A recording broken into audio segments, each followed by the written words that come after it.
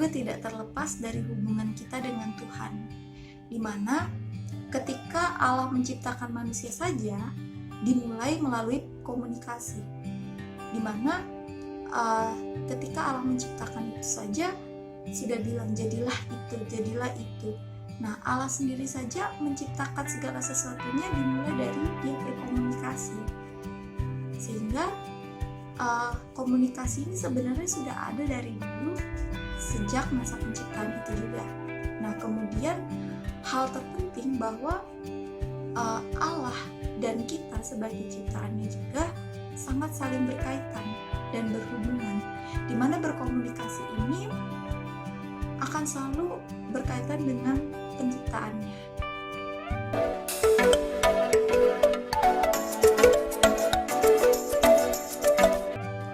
Teori yang menurut saya paling mengena itu adalah teologi relasi dari Robby Chandra. Karena menurut saya teologi itu seringkali kita berpikir hanya belajar tentang doktrin dogma, tentang tafsiran ayat-ayat Alkitab, tetapi ternyata di sini ada namanya teologi relasi, di mana kita bukan hanya memikirkan hal-hal yang sebatas material saja, tetapi juga kita harusnya sadar bahwa teologi itu juga berasal dari komunikasi, sehingga teologi itu sampai sekarang dapat berkembang. Nah, dari teologi relasi ini tentunya sangat membantu saya untuk memahami bagaimana semestinya kita dapat menerapkan nilai-nilai teologi melalui suatu proses relasi dengan sesama untuk lebih paham tentang hakikat manusia yang sebenarnya. Sehingga teologi relasi yang dimaksud di sini ialah bukan hanya relasi antar sesama umat Kristen, melainkan juga relasi antar semua umat beragama. Nah, fungsi komunikasi dalam teologi mempunyai peranan yang sangat penting, terutama itu dalam penggunaan bahasa. Jika kita memahami dalam realitas sekarang, seringkali orang menggunakan bahasa itu untuk memberikan ujaran kebencian, untuk menghina orang lain, untuk merendahkan orang lain. Tetapi dalam teologi relasi ini mengajarkan kita bahwa bahasa itu penting, bahasa itu menjadi kunci utama kita untuk dapat berkomunikasi dengan sesama.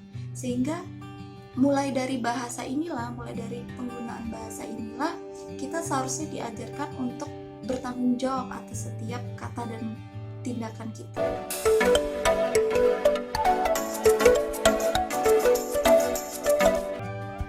Pertumbuhan yang dapat saya rasakan dari awal masuk kelas teologi komunikasi ini, tentunya awal itu bingung sekali ya, ini kira-kira mau menjelaskan tentang apa. Tetapi seiring berjalannya waktu, dari awal kita belajar tentang prinsip-prinsip komunikasi, tentang komunikasi dalam ruang publik. Di sini banyak sekali pelajaran yang saya dapatkan bahwa komunikasi ini bukan hanya kita bicara di dalam gereja saja, bukan hanya bicara dalam konteks dalam gereja, tetapi kita juga perlu memperhatikan hal di luar gereja. Karena hal yang di luar gereja juga dapat berdampak bagi jemaat-jemaat. Nah, kita juga perlu ini memahami bagaimana pertumbuhan komunikasi dalam lingkungan kita. Nah, kalau dalam kalau untuk pendeta pasti melakukan khotbah melalui ibadah-ibadah begitu. Tetapi di sini kita diajarkan bahwa kita berkhotbah itu bukan untuk kepentingan diri kita sendiri, bukan hanya untuk supaya kita dilihat orang itu dihormati dan wah kita orang hebat, kita pintar bicara dan sebagainya. Tetapi justru kita diajarkan di sini, menurut saya yang menyadarkan saya itu bahwa berkhotbah itu adalah bagaimana kita menyalurkan komunikasi kita, membangun relasi kita dengan jemaat, membangun relasi kita juga dengan lingkungan sekitar kita. Kita juga sama-sama belajar bahwa komunikasi yang ada di luar dari gereja juga sangat bermanfaat nih. Ketika kita menjadi calon pendeta, kita bisa memberikan khotbah-khotbah yang akurat dari komunikasi kita yang ada di luar gereja, dari pengalaman-pengalaman kita